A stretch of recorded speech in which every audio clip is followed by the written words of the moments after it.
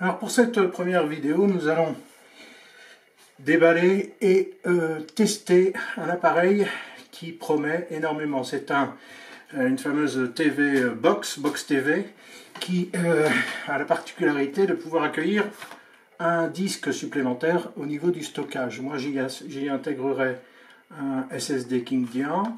Je passe sur le tour de la boîte, on le voit déjà sur de nombreuses vidéos en langue autre que français. Donc ce sera probablement la première vidéo en français concernant cette Belink SEA 01 ou 1. Alors voici donc la boîte. Donc c'est le premier déballage, je l'ai juste sorti juste comme ça pour la vérifier. La boîte est assez petite en fait. Je voulais montrer à quel point elle n'est pas très grande. C'est le double en fait d'une petite. Voilà, c'est ça. Bon, alors donc avec un beau petit écran. Sur le côté gauche, il n'y a rien. À l'arrière, on va trouver des connexions HDMI in et HDMI out. Donc une entrée et une sortie vers l'écran et une entrée d'un autre périphérique. Le câblage pour l'internet, le SPDIF, pour moi super important, enfin, c'est quelque chose que j'aime bien, le secteur, et puis sur le côté droit, ou le côté gauche, si on se réfère à la façade, on va trouver deux entrées USB, dont la première est USB 3.0, et puis une USB 2 normale. Ici, on aura un espace pour une carte SD pleine taille, et non pas une micro SD. Bon, ça c'est pratique notamment pour les photographes.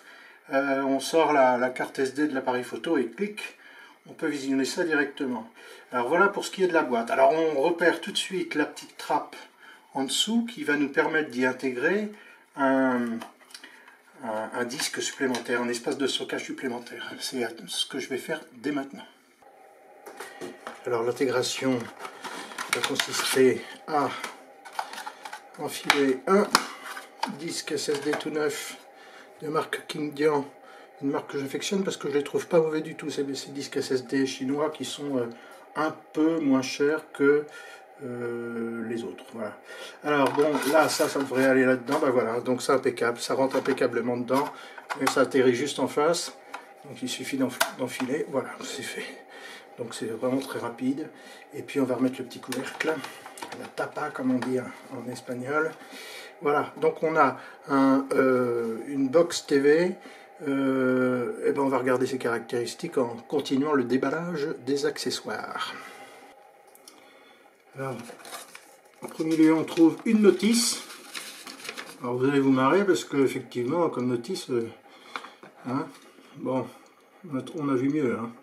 Bon, en même temps c'est pas compliqué, donc bon, la notice ça s'en passera. On a également une petite télécommande dans un petit plastique qui fait plein de bruit, on aime bien. On va le retirer tout de suite. Les petites télécommandes, bon bah probablement pratique avec tout ce qu'il faut pour naviguer. Personnellement je raccorderai davantage une souris et un clavier. Alors un adaptateur secteur vrai, pas de petit embout à rajouter, avec une fiche comme celle-ci pour intégrer. Et puis enfin un câble HDMI. Donc tout ce qui est plus ordinaire, bon, voilà c'est tout. Bon, la boîte est jolie, mais c'est bon.